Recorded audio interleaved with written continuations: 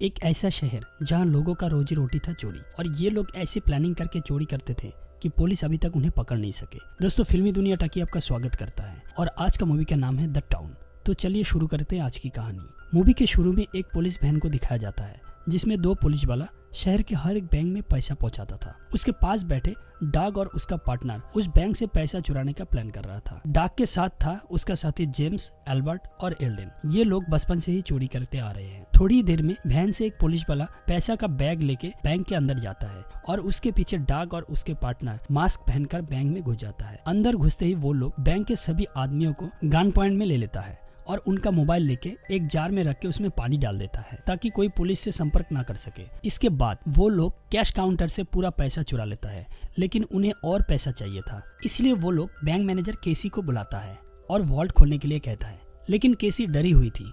वो समय नष्ट करने के लिए बार बार वॉल्ट का गलत लॉक दबा रही थी, लेकिन डाग उसे कहता है कि मैं तुम्हारा घर का एड्रेस जानता हूँ, तो ज्यादा चालाकी करने की कोशिश मत करना। इसके बाद केसी वॉल्ट खोल देती है। वॉल्ट में घुस के डाग और उसका पार्टनर पूरा पैसा ले लेता है। इधर बाहर और एक पार्टनर बैंक का सभी हार्ड डिस्क को जला देता है ताकि पुलिस को कोई फुटेज ना मिल पाए। इधर केसी फ्लोर पे लेट के अपने पैर से अलार्म दबा देती है, लेकिन जेम्स को लगता है कि फ्लोर पर लेटा हुआ दूसरा एक आदमी ने ऐसा किया होगा, जिस कारण से जेम्स उस आदमी को जाके पीटने लगता है। और ये देख के केसी को बहुत खराब लगने लगता है क्योंकि उसी के लिए उस आदमी को मार खाना पड़ रहा था। इधर डाग और उसके साथी बैंक का पूरा पैसा ले लेता है और उसके बाद फिंगरप्रिंट मिटाने के लिए वहाँ हर एक जगह केमिकल्स छिड़क देता है। इधर केसी जेम्स के गर्दन पे एक टैटू देख लेती है। अब डाग और उसका पार्टनर पूरा पैसा लेके बैंक से निकालते वक्त केसी को लेके जाता है। कुछ दूर जाने के बाद ये लोग केसी को छोड़ देता है। उसके बाद चोरी का छानबीन करने के लिए वहाँ डैम नाम का एक ऑफिसर आता है और जिस शहर में ये चोरी हुआ था उस शहर का नाम था चार्ल्स टाउन।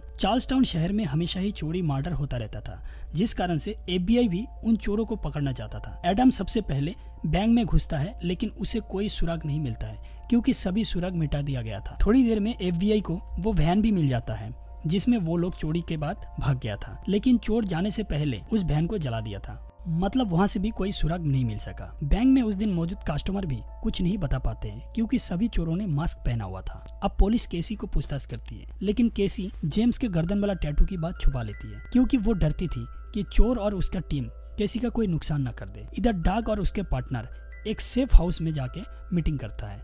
वहाँ जेम्स कहता है कि उसने बैंक मैनेजर केसी का ड्राइविंग लाइसेंस ले लिया है, जिससे उसे पता चला है कि केसी उसके घर के पास ही रहती है। अगर वो पुलिस को बता देगी तो हम सब पकड़े जाएंगे। जेम्स कहता है कि हम सब मिलके केसी को मार देते हैं, लेकिन डाग कहता है कि ऐसा करना सही नहीं होगा क्योंकि ऐसा करने से मुसीबत और बढ़ जाएगी। पहले हम जान तो ले कि वो क्या चाहती है। मैं उसको फॉलो करता हूँ, अगर ऐसा कुछ डाउट लगे तो इसके बारे में सोचा जाएगा। इसके बाद सभी चोरी का पैसा आपस में बांट लेता है। वो लोग उन सभी को पैसा देता है जो उनको मदद किया था। वो लोग उस इलाके की एक डॉन फैगी को भी पैसा देता है। इसके बाद वो लोग बार में जाता है, वहाँ शराब पीता है, जुआ खेलता है। बार में डाग के साथ क्रिस्टा का मुलाकात होता है। क्रिस्टा जेम्स की बहन है और एक वक्त डाग और क्रिस्टा रिलेशन में थे, लेकिन अभी दोनों अलग हो गए।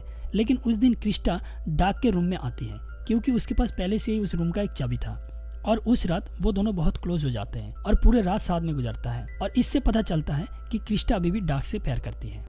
अगले दिन डाग केसी का पीछा करता है। डाग देखता है कि केसी एक लॉन्ड्री में कपड़े धुलवाने के लिए गई है। डाग भी वहां पहुंच जाता है और केसी से दोस्ती करने की कोशिश करता है। बातों बातों में डाग केसी को डिनर के लिए इनवाइट करता है। केसी भी स्ट्रेस से थोड़ा राहत पाने के लिए उसे हाँ बोल देती है। उस दिन जब वो डिनर पे पहुंचती है तब डाग उसे अपने बारे में बताने लगता है। डाग कहता है कि वो एक कंस्ट्रक्शन कंपनी में काम करता है जहाँ वो सुबह काम पे जाता है और शाम को वापस जाता है। तब केसी भी अपने बारे में बताती है कि वो एक बैंक में जॉब करती है और उस दिन वाला हादसा के बारे में भी कहती है। उसके बात सुनकर डाग समझ जाता है कि वो चोर के बारे में कुछ नहीं जानती है। दूसरा दिन डाग जेम्स के पास जाता है और कहता है कि केसी को लेकर टेंशन लेने की कोई जरूरत नहीं क्योंकि वो हमारे बारे में कुछ नहीं जानती है। इधर FBI एजेंट एडम एक आदमी को बहुत मार रहा था और उससे पता चलता है कि उस दिन बैंक का अलार्म खराब किया गया था। एडम जाके बैंक का सिक्योरिटी से मिलता है। सिक्योरिटी से पता चलता है कि ये अलार्म सिर्फ वेलकम कंपनी के एम्प्लॉय के अलावा और कोई खराब नहीं कर सकता क्योंकि ये बहुत ही एडवांस टेक्नोलॉजी से बना हुआ है। तब एडम वेलकम कंपनी का एम्प्लॉय का छानबीन शुरू करता है और पता चलता है कि चोरी के दिन एक एम्प्लॉय छुट्टी पर था। एडम और भी छानबीन करके पता लगाता है कि इससे पहले होने वाले 2-3 चोरी के दिन भी ये एम्प्लॉय छुट्टी पर था और ये एम्प्लॉय था डाग का दोस्त एल्डेन। एल्डेन कंप्यूटर हैक करने में माहिर था।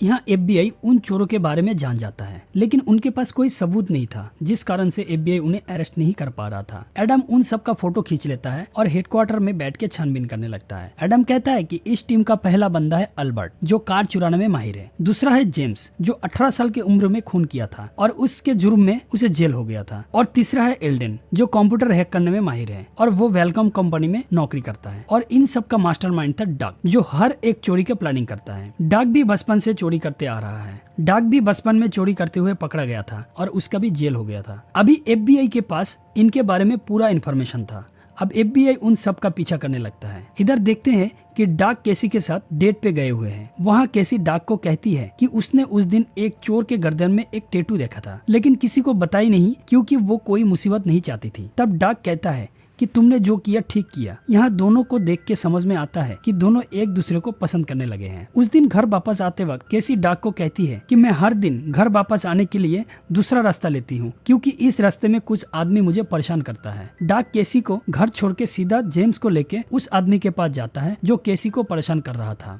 वहां पहुंच के दोनों उस आदमी को पीटने लगता है। इधर जेम्स अचानक पिस्टल निकाल के उस आदमी के पैर पे गोली मार देता है, लेकिन डग जेम्स को बताया नहीं था कि वो किस लिए उस आदमी को पीट रहा था, क्योंकि डग केसी और उसके रिश्ते के बारे में किसी को बताना नहीं चाहता था। एक दिन केसी और डग एक रेस्टोरेंट में बैठे थे, तब वहाँ जेम्स आ जाता है। जेम्स को आते देख डग डर जाता है। अगर केसी उसके गर्दन पर टैटू देख लिया तो सब पकड़े जाएंगे। तब डग जेम्स के गर्दन पर हाथ रख के उसे वहाँ से जाने के लिए कहता है। घर वापस आके जेम्स बहुत गुस्सा हो जाता है। जेम्स कहता है कि तुम ऐसी लड़की से मिल रहे हो जो हमें कभी भी पकड़वा सकती है। तब डग कहता है कि केसी हमारे बारे में कुछ नहीं जानती है और मैं आज के बाद ये काम छोड़ दूंगा और शहर छोड़ के चला जाऊंगा। तब जेम्स डग को और एक चोरी के बारे में बोलता है, लेकिन डग ये चोरी करने से इनकार कर देता है क्योंकि पुलिस उन्हें चारों तरफ ढूंढ रही है। लेकिन जेम्स इस चोरी करने के लिए पागल हो जाता है। जेम्स कहता है कि मैं केसी के बारे में टीम के किसी को नहीं बताऊंगा, लेकिन तुम्हें ये चोरी करना ही होगा। तब डग चोरी के लिए मान जाता है। इस बार ये लोग एक पैसों से भरा बहन चुराने वाला था। डग इस चोरी का प्लानिंग शुरू कर देता है। पहले वो लोग एक सैलून में जाता है जहाँ से बहुत सारे कटे हुए बाल लेके आता है और ये कटे हुए बाल से ये लोग क्या करने वाला है ये हम थोड़ी देर में जान पाएंगे। इसके बाद सब अच्छे से नहा लेता है, फिर उनके आर्म्स और एमुनेशन को अच्छे से ब्लीच कर लेता है ताकि वहाँ कोई फिंगरप्रिंट ना रह जाए। वो लोग जहाँ चोरी करने वाला था वहाँ पहले से नजर रखे हुए थे। जैसी वैन से गार्ड उतरता है तभी वहाँ डग और उनके साथी पहुंच जाता है। सभी मास्क पहना हुआ था। डग उनमें से एक गार्ड को गन पॉइंट में ले लेता है और उसके बाद वैन से पूरा पैसा अपने बैग में भर लेता है। लेकिन तभी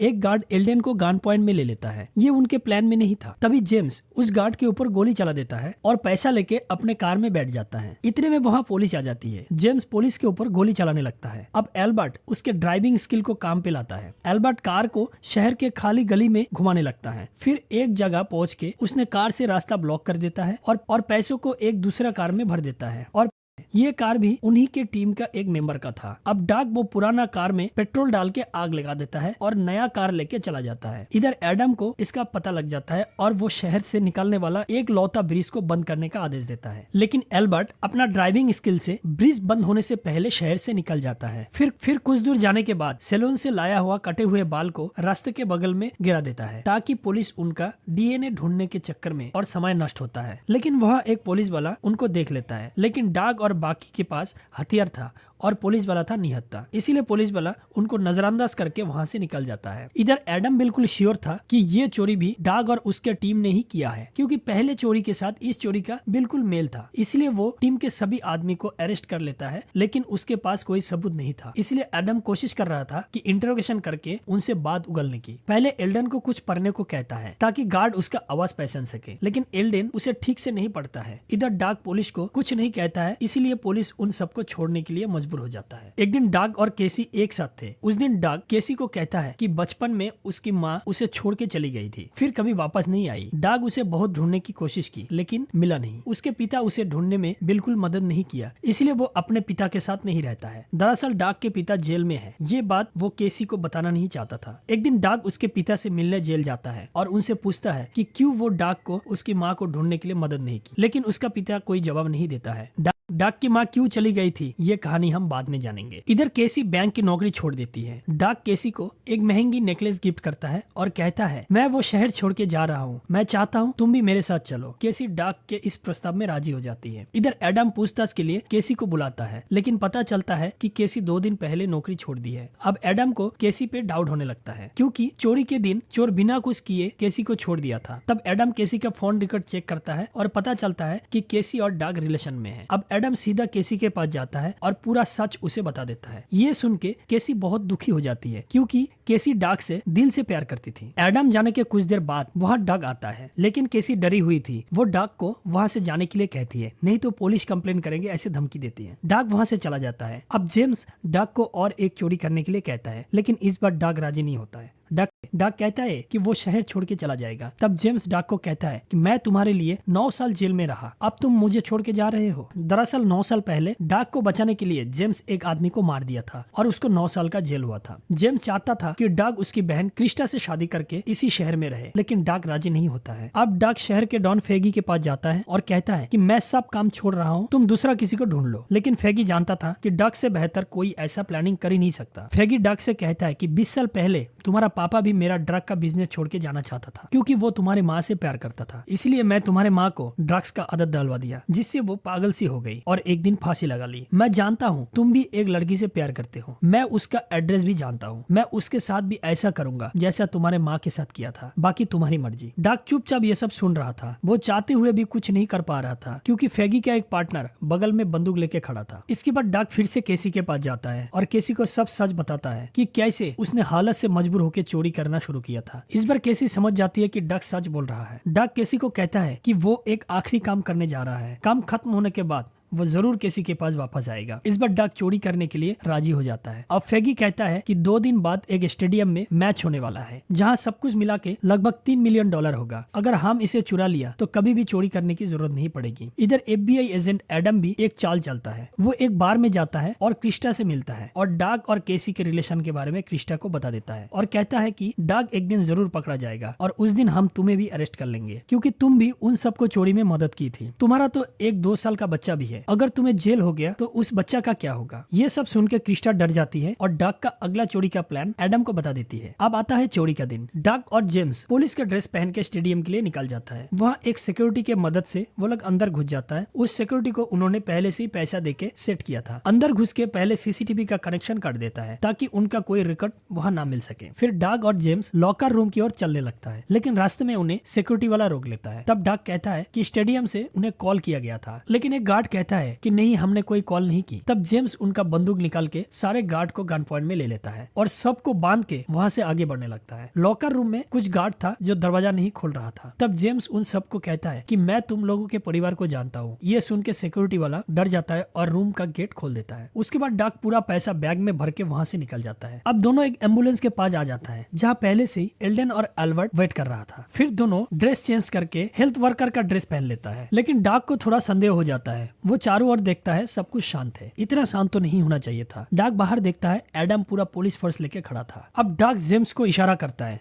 जेम्स दूसरी ओर देख के फायरिंग करता है। फिर क्या, दोनों तरफ से फायरिंग होने लगता है, मतलब इनको दोनों तरफ से घेर लिया गया था। फिर उसमें पुलिस वालों का एक गोली अल्बर्ट को लगता है, लेकिन वो बच जाता है क्योंकि वो अल्बर्ट बुलेट प्रूफ पहना हुआ था। फिर और एक गोली आके एल्डन को लगता है और एल्डन मर जाता है। तब अल्बर्ट कहता है कि मैं पैसा लेके वहाँ से निकल जाता हूँ। पुलिस वाला समझेगा कि हम सब उन वैन से भाग रहे हैं और इसी बीच तुम लोग पुलिस का यूनिफॉर्म पहन के निकल जाना। लेकिन डाक जानता था कि अल्बर्ट अगर ऐसा किया तो पुलिस वाला उसे मार देगा, इसलिए वो अल्बर्ट को जाने के लिए मना करता है। लेकिन अल्बर्ट नहीं मानता है और वैन से निकल के जाने लगता है। तभी एक स्नाइपर गोल अल्बर्ट को मार देता है। इतने में डाक और जेम्स पुलिस का यूनिफॉर्म पहन के पैसों का बैग लेके वहाँ से निकल जाता है। एडम देखता है कि वैन में सिर्फ अल्बर्ट है। तभी एक पुलिस वाला के कहता है कि अंदर 2 पुलिस वाला गार्ड को अरेस्ट किया था। एडम समझ जाता है कि डाक और जेम्स पुलिस बन के छुप गया है। साथ साथ एडम एक कार लेके वहाँ से निकल जाता है। कुछ दूर जाते ही उसे एक पुलिस वाला नजर आता है। एडम उसे आवाज देता है, लेकिन वो सुनता नहीं। तब एडम जैसे जेम्स के नाम से पुकारता है, अब जेम्स रुक जाता है और एडम के ऊपर फायरिंग करने लगता है। लेकिन इतने में वहाँ बहुत पुलिस वाला आ जाता है